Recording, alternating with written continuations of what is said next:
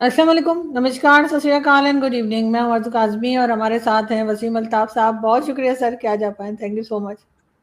بہت مہربانی جی آپ نے سر بلایا. آج جو بہت شکریہ سر آج جو ٹاپک ہم ڈسکس کرنے جا رہے ہیں ویسے تو بہت سیریس ٹاپک ہے، لیکن مجھے کل رات سے سر ہنسی آئی جا رہی ہے. میری ہنسی ہی کنٹرول نہیں ہو رہی. ویسے مجھے ہنسنے کی بہت عادت ہے، لیکن پھر بھی سر یہ ہو کیا رہا ہے؟ یہ مطلب یہ سوئٹزرلینڈ میں سارے پہنچ گئے ٹھنڈی ٹھنڈی ہوائیں کھانے پاکستان سے، اور اس کے بعد وہاں سے جے ڈی وینس پہنچے، اور پھر ایران کے ساتھ انہوں نے فرسٹ سیشن جو ہے بات چیت کا وہ کروائے. کہا یہ جا رہا ہے پاکستان ہوسٹ کر رہا ہے. اگر پاکستان ہوسٹ کر رہا ہے تو پھر پاکستان میں کیوں نہیں کر رہا، وہاں جا کے کیوں ہوسٹ کیا جا رہا ہے؟ اور عجیب عجیب سر وہ فوٹیجز آ رہی ہیں شہباز شریف صاحب کی، کہ جب انہیں پتہ لگا کہ سیکنڈ سیشن میں ایران نہیں آئے گا، کیونکہ اس سے پہلے ٹرمپ صاحب نے ایک ٹویٹ اپنی لگا دی ہے جس میں انہوں نے خوب دھمکیاں لگائی ہیں ایران کو. تو کیا لگ رہا ہے اس کا، یہ کیا ہو کیا رہا ہے؟ دیکھیے وہ ایرانین جو ڈیلیگیشن تھا نا، اس نے وقتی طور پہ پہلے راؤنڈ کے بعد انہوں نے واک آؤٹ کیا تھا. انہوں نے آگے امریکن ڈیلیگیٹس جو تھے ان کے ساتھ ہاتھ بھی نہیں ملایا، کوئی فوٹو سیشن بھی نہیں کیا. ان کو ناراضگی اس بات پہ تھی کہ جب نیگوسیشنز ہو رہی ہیں، ایرانین جو ہیں وہ سوئٹزرلینڈ پہنچ چکے ہیں، امریکنز آ چکے ہیں، میڈیٹرز پہنچ چکے ہیں وہاں پہ. تو اب ایسے موقع پہ ایک بہت ہی لایانی اور واہیات قسم کا ٹویٹ کرنے کی کیا ضرورت تھی صدر ٹرمپ کو؟ بلکہ ایک نہیں، انہوں نے 2 ٹویٹس کیے. ایک ٹویٹ انہوں نے کہا جی کہ اگر ایران نے تعاون نہ کیا تو ہم دوبارہ سے پھر اسٹریٹ آف ہرموز کو ہم بند کریں گے، یہاں پہ بلاکیج لگائیں گے. اور پھر انہوں نے یہ بھی کہا کہ اگر یہ ناکام ہوتی ہیں تو ہم پھر سے اٹیک شروع کریں گے ایران کے اوپر. اب یہ ٹویٹس بہت ہی غیر ضروری تھے، ان کی کوئی وجہ سمجھ میں نہیں آتی کہ آپ کو کیا ضرورت ہے یہ ایسے ٹویٹس کرنے کی. تو وہ ان کی عادت ہے، وہ اس قسم کی باتیں کرتے رہتے ہیں اور سوچتے نہیں ہیں. تو یہ ایک سیٹ بیک ہوا. لیکن اوور آل تمام سائیڈز نے یہی کہا ہے کہ جو نیگوسیشنز کا جو پہلا راؤنڈ ہوا وہ بڑا انکریجنگ تھا، اور اس میں یہ طے ہوا ہے کہ ایک ہائی لیول کمیٹی بنائی جائے گی جو اس پورے پروسیس کو اوور سی کرے گی، اور 60 دن کے عرصے میں، یعنی 60 دن کمپلیٹ ہونے پہ ایک باقاعدہ فائنل ایک ایگریمنٹ ہوگا. اور انہوں نے ورکنگ گروپس بھی بنے وہاں پہ. اب اس وقت تک صورتحال یہ ہے کہ جو ہائی لیول جو ڈیلیگیٹس تھے وہ تو واپس چلے گئے ہیں، ایرانینز بھی چلے گئے ہیں، امریکنز بھی چلے گئے ہیں، میڈیٹرز جو تھے پاکستانی اور قطری وہ بھی وہاں سے روانہ ہو گئے ہیں. لیکن باقی جو ٹیکنیکل ایشوز ہیں ان کو ڈسکس کرنے کے لیے جو ورکنگ گروپس بنے ہیں وہ بھی وہیں پہ ہیں، اور وہ ڈسکس ہو رہی ہیں چیزیں. جی بالکل. لیکن سر کیا لگ رہا ہے 60 ڈیز یہ کر پائیں گے؟ اتنا دونوں طرف سے انڈرسٹینڈنگ ہے کہ یہ 60 ڈیز نکال لیں گے؟ کیونکہ نہ تو اسرائیل رک رہا ہے اور نہ ہی ٹرمپ کی ٹویٹس رک رہی ہیں.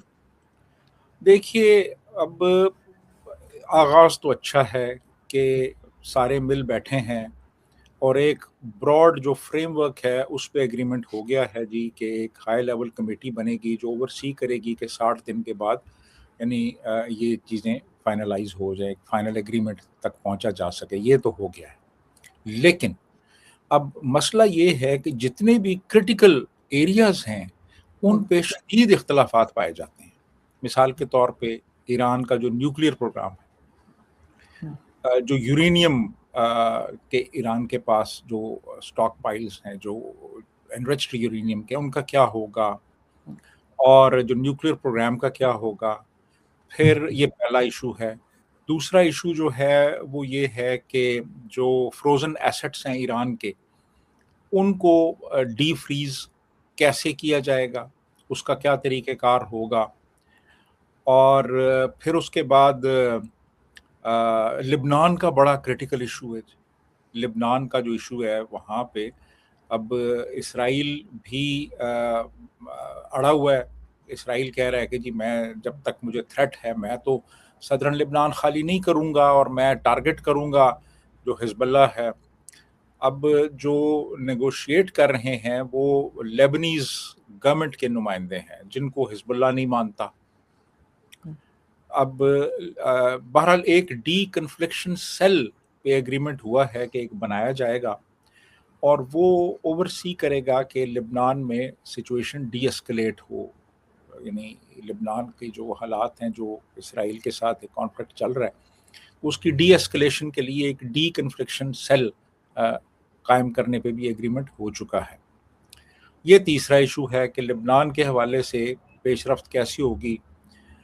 اور چوتھا ایشو جو ہے، جو بڑا ابھی کہہ لیں کہ جس پہ ایگریمنٹ نہیں ہوا، متنازع ہے، وہ اسٹریٹ آف ہرموز کا ہے کہ وہاں پہ کیا میکانزم اختیار کیا جائے گا، کن جہازوں کو پاس ہونے دیا جائے گا، کن جہازوں کو روکا جائے گا، مانیٹرنگ کون کرے گا. تو یہ چوتھا ایشو ہے. تو یہ چار جو کرٹیکل ایریاز ہیں، ان پہ ابھی تک کوئی واضح طور پہ ایگریمنٹ نہیں ہوا، اور انہی کے اوپر فوکس ہوگا اگلے 60 دن میں کہ کوئی سلوشن نکل جائے جو تمام سائڈز کے لیے ایکسیپٹیبل ہو. جی آرزو.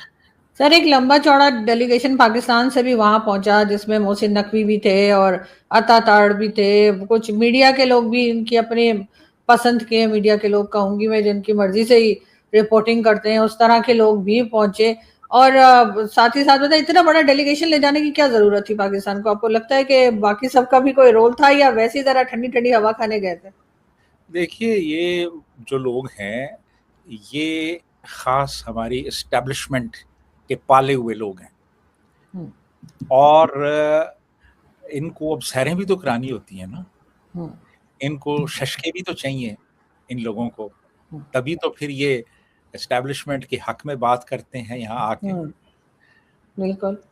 تو یہ سارے جو ہیں پھر یہ ان کو بھیجا جاتا ہے ایسے موقعوں پہ، ان لوگوں کو بھیجا جاتا ہے. یہ پھر چاہتے ہیں جی کہ یہ جا کے وہاں پہ رپورٹنگ کریں گے، لیکن رپورٹنگ انہوں نے کیا کرنی ہوتی ہے، ان کو بریفز مل جاتے ہیں، یہ بس سیر سپاٹے کرتے ہیں، وہاں پہ گھومتے ہیں، کھاتے پیتے ہیں، تصویریں کھینچتے ہیں، اس کے بعد پھر خریداری کرتے ہیں، چیزیں خریدتے ہیں.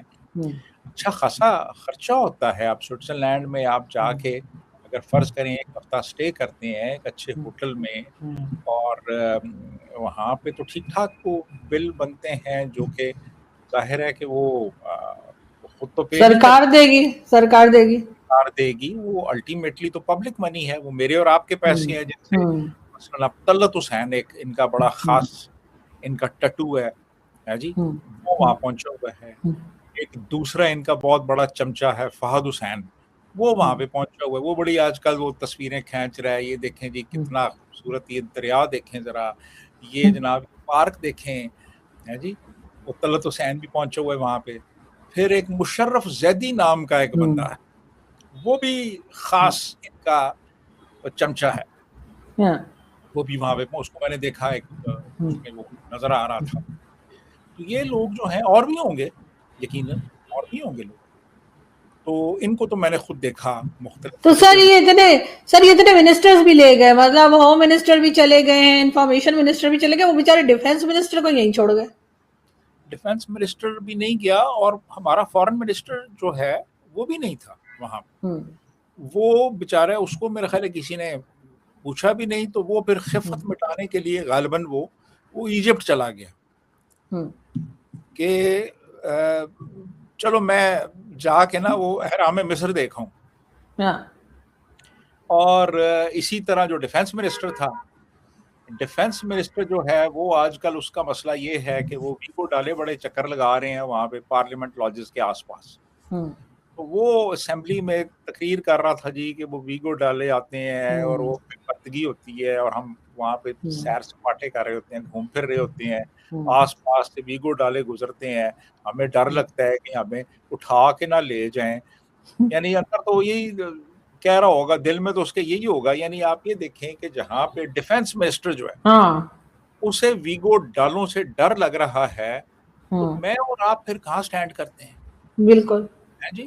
ڈیفنس منسٹر جس کے نیچے سیکرٹری ڈیفنس ہے، جس کے نیچے پھر تمام سروسز چیفز ہیں، ہے جی، وہ بیچارہ ڈر رہا ہے کہ جی ویگو ڈالے پتہ نہیں یہاں پہ پھر رہے ہیں تو کہیں مسئلہ نہ بن جائے, ہاں لے ہی نہ جائے, کوئی میں مطلب منسٹر کو بٹھایا جا سکتا ہے, منسٹر کو بٹھا کے میں کہیں مجھے شمالی علاقہ جات کی سیر نہ کرا دیں, سوئٹزرلینڈ کی تو نہیں کرائی, کہیں شمالی علاقہ جات کی سیر نہ کروا دیں, وہ اس سے ڈر رہے ہیں. تو یہ حالات ہیں ہمارے یہاں پہ, بس کیا آپ کو بتائیں, ہر چیز جو ہے وہ اب رونا آتا ہے اس پہ کہ ملک کے یہ حالات بن چکے ہیں. جی لیکن سر یہ تو پہلے بہت کہہ رہے تھے, ابھی بھی آپ پتہ نہیں آپ کہہ رہے ہیں یا نہیں, لیکن پہلے تو بہت کہہ رہے تھے کہ انہوں نے بہت بڑی اچیومنٹ حاصل کی ہے کہ جی انہوں نے ایران اور امریکہ کی بات کروا دی. کیا واقعی ہم اتنے اسٹرانگ ہیں یا ہماری اتنی ویلیو ہے دنیا میں کہ ہم جو ہے وہ امریکہ اور ایران کو جو ہے لڑائی بند کرنے پہ مجبور کر دیں, یا یہ فیصلہ امریکہ نے خود ہی کیا تھا اور انہیں بیچ میں بس ویسے ہی ایک فیس سیونگ کے لیے لایا گیا پاکستان کو؟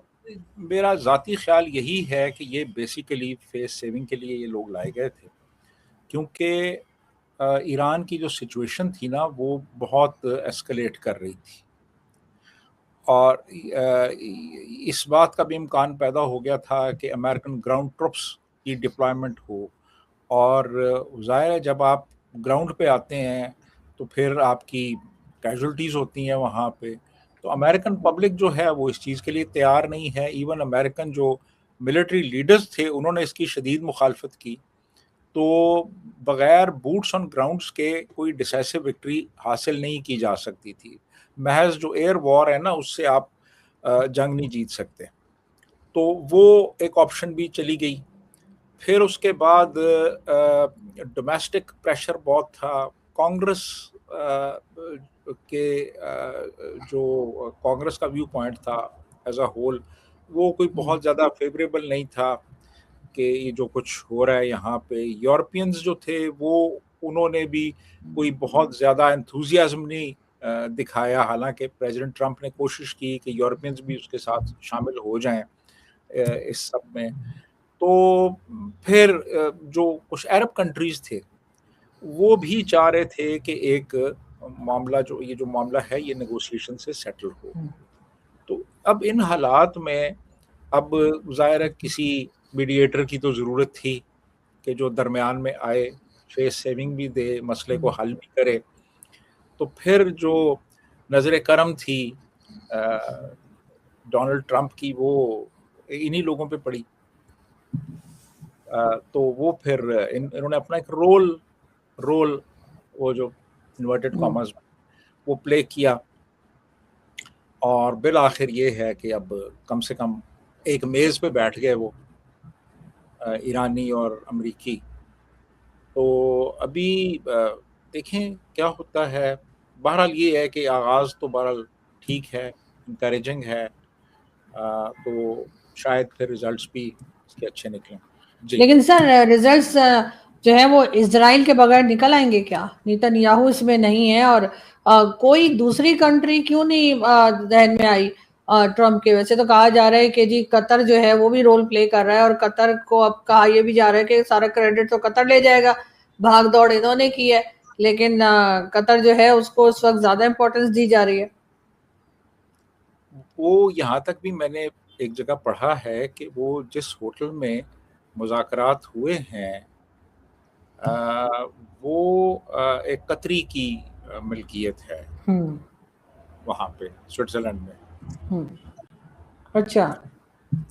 تو قطریوں نے بڑا ایک اہم رول پلے کیا ہے, لیکن ہمارا جو میڈیا ہے اس نے, اور ایون امریکن جو میڈیا ہے باقی ادھر ادھر, انہوں نے کافی ایک پروجیکٹ کیا ہے ہمارے پرائم منسٹر کو اور ہمارے آرمی چیف کو, فیلڈ مارشل کو, بلکہ کا بڑا ایک اہم رول ہے. تو رول تو بہرحال انہوں نے پلے کیا ہے اپنے طور پہ, جو کچھ ہی کر سکتے تھے کہ بھاگ دوڑ ادھر ادھر آنا جانا, ایرانیئنس کو خاص طور پہ کنونس کرنے کے لیے انہوں نے ایک رول پلے کیا ہے اپنا. اور ایک مسئلہ جو تھا ایک بڑا ایک گھمبیر ہوتا چلا جا رہا تھا, اس میں پاکستان کا بہرحال ایک رول تو ہے اس میں, اس کو تو آپ ڈینائی نہیں کر سکتے. تو اب دیکھیں اگلے 60 دن جو ہیں وہ بڑے کرٹیکل ہیں, تو ان میں اب بڑے کروشل قسم کے جو ایشوز ہیں, نازک मामलात जो हैं वो डिस्कस होने हैं।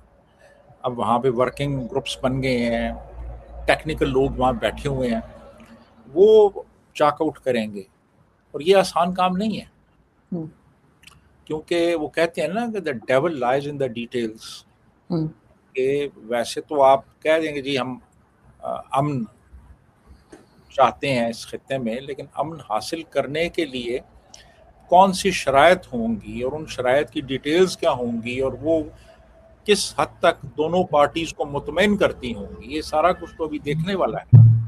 ये तो अभी 60 दिन इसी चीज़ के ऊपर डिस्कशंस होंगी कि हमने इनको चीज़ों को, जो ब्रॉड एक एग्रीमेंट है उसको इम्प्लीमेंट कैसे करना है ग्राउंड पे जाके, टेक्निकल लेवल पे, ये चीज़ें तो तय होनी है अभी जी।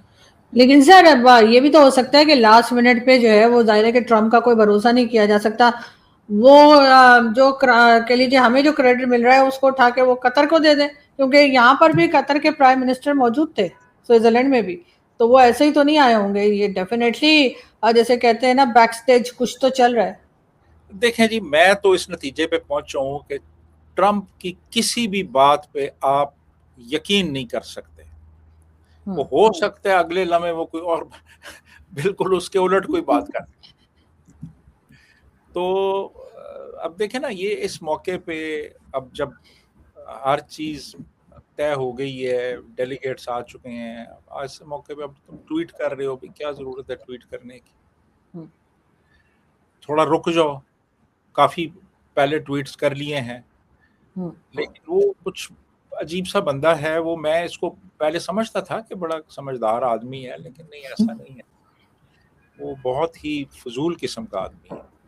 सर उनकी एक वीडियो है, शहबाज शरीफ साहब की क्लिप एक चल रहा है, वो एकदम ही हैरान परेशान रह गए जब उनको बताया गया कि भाई वो ऐसे ट्वीट आ गई है और अब ईरानी डेलीगेशन नाराज हो गया है। तो क्या ये अमेरिकन को या अमेरिकन प्रेसिडेंट को नहीं पता कि वो जिस तरह की बातें या ट्वीट्स कर रहे हैं उससे उन्हीं के काम जो किया जा रहा है उसमें कोई खराबी आ सकती है?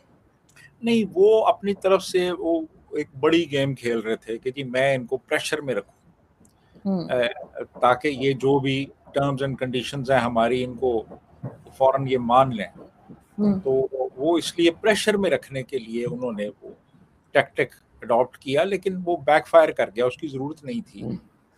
अब उसके नतीजे में देखें ना, वो खिफत उठानी पड़ी हमारे प्राइम मिनिस्टर को भी, वो जो अमेरिकन डेलीगेट्स थे उनको भी, कतरियों को भी, वो जो स्विस थे वहाँ पे उनको भी, कि ईरानियन डेलीगेशन नाराज़ हो गया, और जायज़ तौर पे नाराज़ हुआ कि आप ये क्या क्या बात कर रहे हैं यार आप। यानी ये ऐसा ही है कि जैसे आप किसी के साथ आप बातचीत कर रहे हैं और साथ आपने छुरा भी निकाल लिया। तो अब वो मतलब ये क्या बात हुई कि जी अब वहाँ पे नेगोशिएशंस हो रही हैं, वो जी नाकाम हुई तो फिर मैं नहीं छोड़ूंगा, ये क्या बात है यार, मैं दोबारा हमले करूंगा, ये तो नहीं करने वाली बात ना। आप जरा ठहर जाएं यार, थोड़ा सा सब्र करें आप। तो वो आदत से मजबूर हैं, जो अमरीकी सदर है ना, वो आदत से मजबूर हैं, वो हैं ही ऐसे। बिल्कुल सर, लेकिन सर साथ ही लास्ट में मैं जरूर पूछना चाहूंगी कि डोनाल्ड ट्रम्प भी पाकिस्तान से बहुत मोहब्बत का इजहार कर रहे हैं, कह रहे हैं जी मुझे पाकिस्तान बड़ा पसंद है। जेडी वैंस ने भी इसी तरह की बातें की हैं। तो सर एक कहा जाता है ना कुछ लोगों के लिए कि इनकी ना तो दोस्ती अच्छी ना दुश्मनी अच्छी, तो क्या हम कोई मुश्किल भी देख सकते हैं, क्योंकि इतना जो प्यार निछावर किया जा रहा है वो थोड़ा मतलब थोड़ा नहीं काफी हद तक फेक नहीं लग रहा आपको? मुझे बिल्कुल फेक लग रहा है जी। ये देखिए ना, मतलब इस किस्म की बातें करने की, वो चापलूसी करने की, मक्खन लगाने की क्या जरूरत है यार। आप नॉर्मल आप बातें करें, आप he is my favourite, he is brother.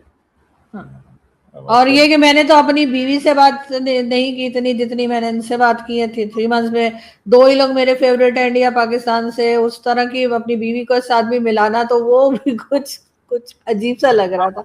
वो मेरा ख्याल है वाइस प्रेसिडेंट जेडी वैंस के ऊपर भी डोनाल्ड ट्रंप का असर हो गया, तो वो भी उसने भी ऐसी बातें करनी शुरू कर दी हैं। مجھے تو یہ سمجھ نہیں آ رہا تھا اس کے اوپر جو ہے وہ فیلڈ مارشل کو مائنڈ کٹ جانا چاہیے یا ان کی یا پھر جے ڈی وینس کی بیوی کو ناراض ہو جانا چاہیے. ناراض ہو گئی ہے. ہاں میری بیوی ابھی تھوڑی دیر پہلے بتا رہی تھی کہ اس کی بیوی ناراض ہو گئی ہے کہ اس وہی نے تو.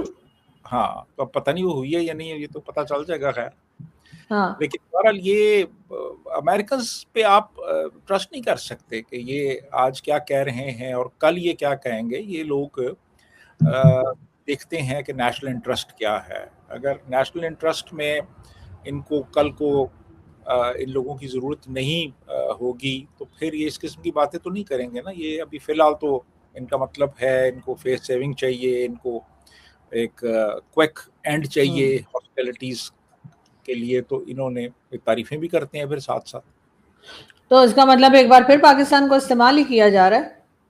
میرے خیال میں تو ایسا ہی ہے. ادروائز تو دیکھیں نا امریکنز نے, آپ مجھے یہ بتائیں کہ اگر فرض کریں یہ واقعی اتنا پسند کرتے ہیں اور پاکستان اتنا عزیز ہے ان کو, تو انہوں نے پاکستان کے لیے کوئی خاص ابھی تک کوئی فیسلٹی دینے کا اعلان کیا؟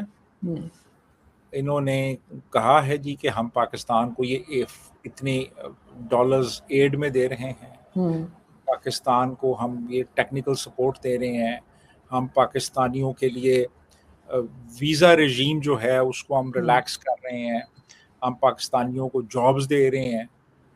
دیکھیں نا ایک عام پاکستانی کو تو کوئی فرق نہیں پڑا نا اگر بالکل ڈونلڈ ٹرمپ نے یا جے ڈی وینس نے تعریفیں کر دی ہیں زبانی کلامی. ادروائز پاکستان کو یا پاکستانی عوام کے لیے تو کچھ نہیں ہوا نا ایسا امریکہ کی طرف سے. اب ابھی تک ہمیں منتیں کرنی پڑ رہی تھیں وہ آئی ایم ایف کی بجٹ سے پہلے. یا تو یہی کرتے نا کچھ تھوڑا سا, امریکہ کا انفلوئنس تو ہے آئی ایم ایف پہ, کچھ وہاں پہ کچھ ریلیف مل جاتا یا کچھ ہمیں خاص کر. وہاں انہوں نے بالکل ٹائٹ کیا ہوا تھا نا ہر چیز کو.